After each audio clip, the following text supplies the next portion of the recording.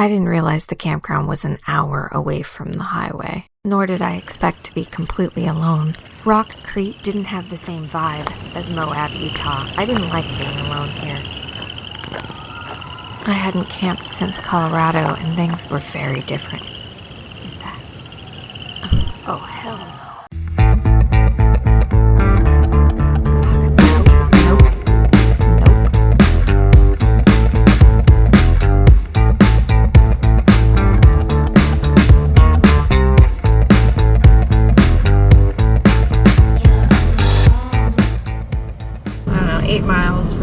Nashville?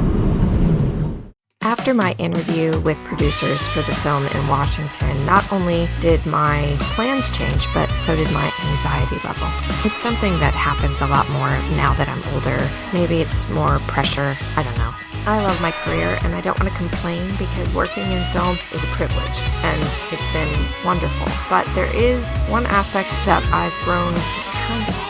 It's that when you do take a job, it basically consumes your schedule, your life, your plans. You devote your time to it. It's kind of like joining a circus temporarily, which can be really fun and exciting, but also can really throw a wrench in your personal life. In the years since its absence, I have started my graphic design business and built a writing routine.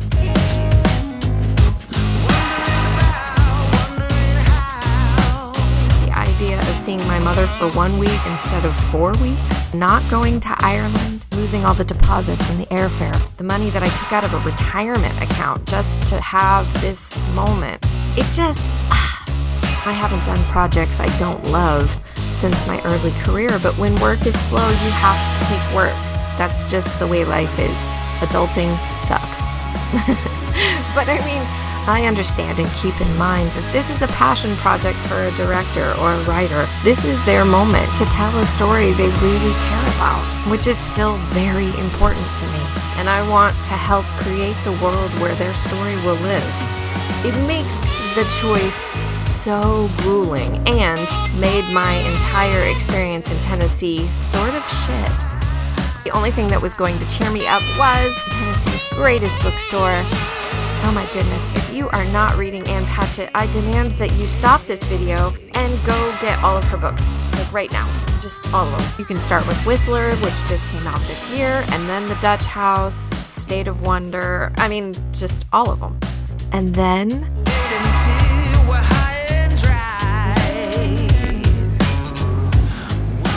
Parnassus opened in 2011 by Ann Patchett and Karen Hayes, who came out of publishing. Karen has since retired, so Ann is now the sole owner, but this never felt like a famous author vanity bookstore. I've been to a lot of bookstores in my life and on this trip, and I feel like it's a real book lover's space. What I think makes Parnassus different is that it doesn't feel precious. It's very curated, but the staff recommendations, they're everywhere, and I trust them because they clearly read a wide variety. But not in a way that makes you feel like you need a graduate degree or linen pants or like they're being pushed by a publisher. It's truly books that some I have never even heard of. There's a special section for book clubs, signed books, and what the staff's reading and local interests. There's a little event area in the back that feels a bit like a literary clubhouse. And I noticed on the poster that Elizabeth Gilbert and Sally Mann and many others were coming because, you know, Ann Patchett, and I'm sure their discussions are amazing. And there's dogs everywhere, dog statues, dog drawings. The shop has much dog energy, which I love. I actually bought a t-shirt instead of a book, but I did sit down and thumb through a few and write down some titles for the future. And I felt my blood pressure kind of decompress, and it put me into the right frame of mind to have a couple of really great hours of fun in Tennessee. My next stop was an area called 12 South, which is one of Nashville's kind of iconic shopping neighborhoods. It's got a lot of restaurants, it's walkable, it's very trendy. And so I didn't plan to spend very much time there, but there were a couple things I wanted to see, like Draper James. Feel the breeze, but in my heart I hear the call of my old home, Tennessee. Considering I lived in Los Angeles for over 20 years, I felt like it was a bit like any other trendy shopping area, but I did like its southern twist. It's gonna rise each and every time, but I've still got Tennessee on my mind. I wanted to hang out in a little more artsy, down-to-earth neighborhood, so I decided to go eat somewhere else. You know, it is hot. That is fucking Nashville. Jeez, someone told me that it was 70 degrees last week. I don't know if I believe it, but it's 92 with like humidity. I'm not a fan. This is not my thing. In fact, I'm a little nervous about camping tonight. I think I might be just absolutely miserable, but at least it's by a river, so I'll just get eaten by mosquitoes, but hopefully it'll be a little cooler. So I'm aware that the neighborhoods that I've been in Tennessee and Nashville so far have been very bougie. Money in these neighborhoods. I'm not seeing like the real Tennessee, I guess. What I see is a lot of blonde people with a lot of money, fancy cars, expensive clothing, overpriced coffee, and waiting a long time for overpriced parking. Yeah, I mean, it's fine, but it's like any suburban, white, privileged area anywhere in the country. So, I don't hate it in the sense that, you know, I'm not mad at them for it, but like, I don't know. It's not really anything about it that's any different than Los Angeles, except for the fact that it's 92 degrees and fucking humid. Yuck. Ugh. So, I think I will have more fun maybe when I come back for some music. That would be great. But right now, I'm kind of craving getting out of the city. I kind of can't really think of it. There are hundreds of great places to eat in Nashville, but when you're on a budget and you're on the go, 5 Points Pizza is a great stop.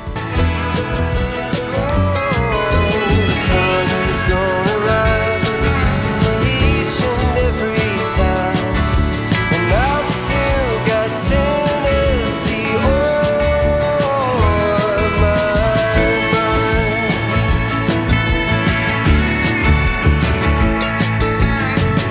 I miss the smoke on the Cumberland and the fireflies at midnight, and the color of the leaves in the fall. So, I spilled a bunch of shit all over my shirt. Yay. Love Nashville. Had a really great conversation with some dude. Really funny. They were like that old Rick Moranis duo from the 80s, discussing beer at length, in depth, in a way that I don't know, it's kind of, it was almost art. They were into the craft of beer. And then, completely unfazed about my road trip, we started discussing the lack of cash being used in the world and how everything's digitally paid for, which has been something that I have very strong opinions about. Wasn't expecting it. I mean, I knew everybody was digital, but I didn't really think of it as like a nationwide problem. It is. All right, I'm gonna go pick up some donuts and then take off for the campsite. It's gonna rise each and every time, and I've still got Tennessee on my mind. I did end up seeing quite a bit of the city because every stop that I was making I got rerouted around the city, back and forth, but I had been told by a friend that I needed to try these miniature donuts. So cute. And let's see what. And they seem like the perfect thing to take to the campground tonight. Oh my god. Amazing. Right?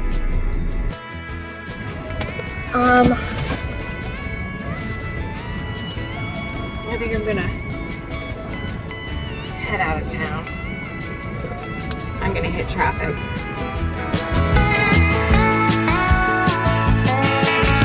Who are we to know where these rivers flow? Or why the wind chooses when and where to blow? The sun's gonna rise each and every time, and I've still got Tennessee on. Yeah, I've still got Tennessee on my mind.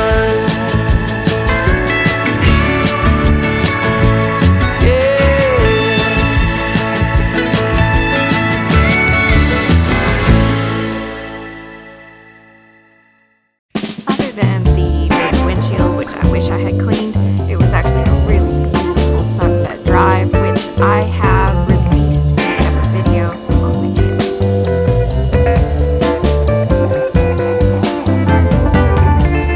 Reverend Jack laying half naked underground,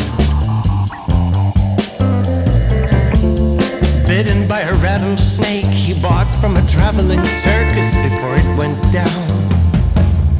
He was honoring Jesus with his rattlesnake. I don't know why, but there is a truck behind me, a very large white giant Ford extended cab. I don't know, but I feel like he's following me. He's been behind me for a long time, and I'm on back roads at this point. I guess it's coincidental. This could be the route that people go, but I don't like it. Just saying. Okay, if you saw the last video, I did talk about developing certain paranoias because of crime in my childhood, but I will be honest, this is not normal for me to be paranoid and think that someone was behind me. But maybe because I just left Oklahoma and was thinking about all of those years, maybe that's why. I don't know. I felt silly regardless. Okay, so after 35 miles, the truck turned. Kind of crazy that 35 miles he was behind me from the freeway, zigzagging. I guess it must be a really common route this time of day. So I was just being paranoid, and I'm fine. But, you know, you always gotta be vigilant. Do you? Even now watching that, I think I was being a bit ridiculous, but I see where my headspace was. By the time I made it through the mountains and down into the campground that was almost completely dark and also completely empty, I was weary.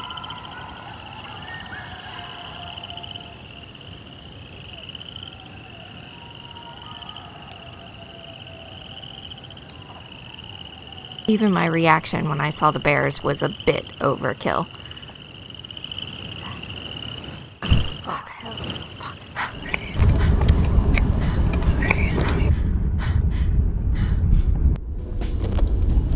I've seen bears many times on hikes in California, and I know better. You don't turn and run. I'm just glad that they didn't follow me, and that the adrenaline kept me going. I decided not to get a hotel room and just kept driving. There was a huge moon.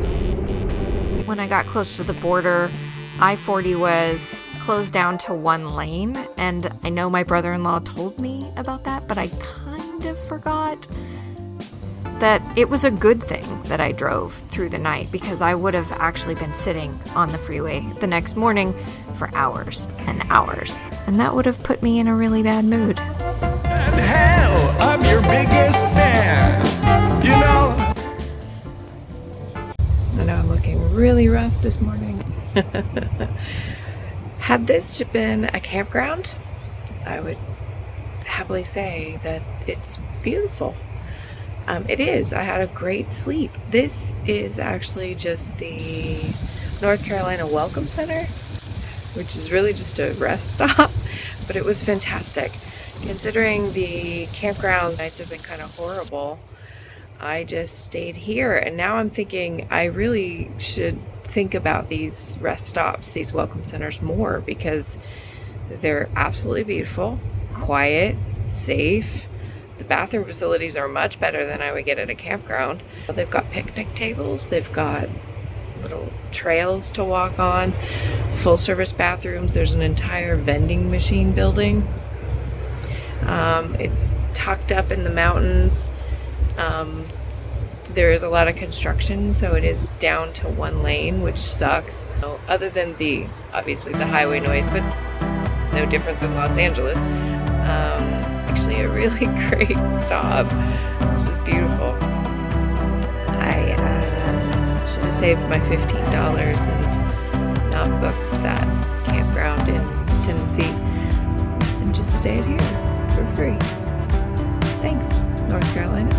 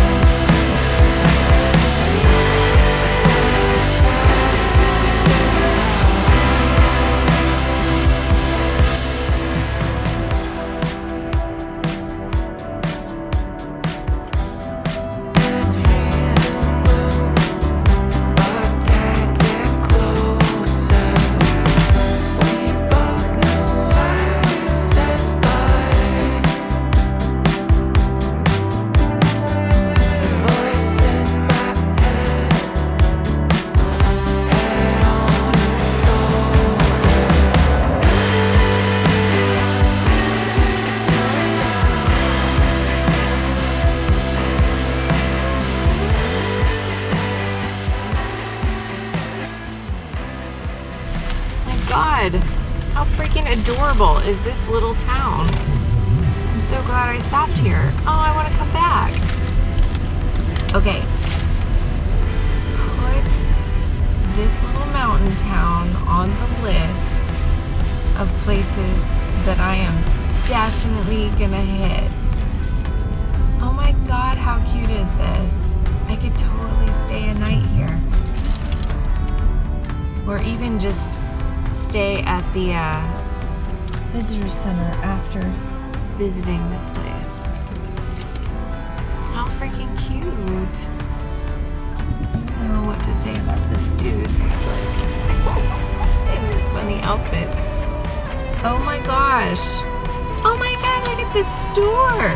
Okay, you guys can't see it on camera, but there are some really cute stores here. There's a running store, Mountain Running Company. Where the hell am I? Let's look at this order. Look at this. Black Mountain. It's called Black Mountain. Welcome to Black Mountain. Oh my gosh, I love this place. The visitor center with the bears? Maybe too soon. Okay, I see you, Black Mountain. We have a date. Whether it's in the snow, oh, cute little grandma, or in a couple weeks. I will be back. Oh my god, those houses are beautiful with the rocks. Huh.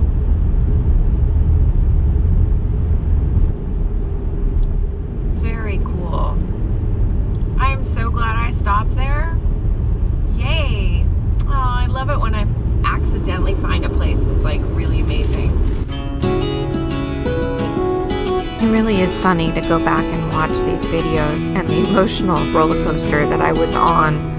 Somewhere after this, I listened to a little bit of news and realized it was 9/11. When I compressed my time in Tennessee, I forgot. First Lieutenant Damon Thomas Lehan. He was 30 years old and a platoon leader when he died August 14th, 2011, when his military vehicle struck a roadside bomb. Damon had several deployments to Afghanistan with the Oklahoma Army National Guard, but he left his wife, Audrey, and his children, Emma and Ethan. River's gonna cry when you're gone. He was featured in the award-winning 2016 documentary Citizen Soldier by directors David Salzberg and Christian Theroux. You know, I'd only been home to Oklahoma once since his funeral. And the time before that, he convinced me to stay an extra weekend, and he and I went around and caused some good trouble, including going to our grandfather's grave with a 6-pack of Coors. We were still in our 20s and thought that was funny. We were only 3 years apart. On the drive, I kept thinking he would love this road trip. He would want photos and be cracking jokes. He would want all my Pee Wee Herman big adventure gifts, and he would be making me laugh. He would certainly get a kick out of me running from the bears. I miss him. I think it's another reason it's been easy to not go back and visit.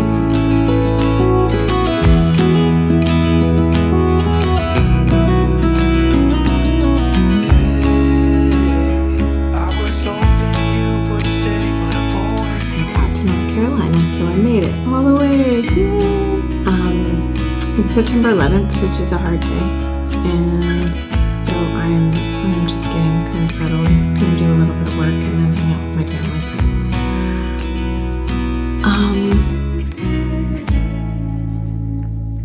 It was his birthday, and I think because of his birthday, he was compelled to join the military, and he lost his life because of that. But over the years, I'm gonna write in my an article about this, but over the years I've met a lot of young men who signed up because their birthdays were September 11th, and the impact of that day kind of ruined their birthday, but it also changed them, and it would change their birthday every year. So yeah, I'm going to do some writing about that. I've actually had some really interesting conversations over the years. So, stay tuned. Come along for the journey across the U.S. and Ireland. Share these videos with your adventure-loving friends and leave a comment. I love knowing how you found my channel. This old town, just leave it all behind. The river's gonna cry when you're gone.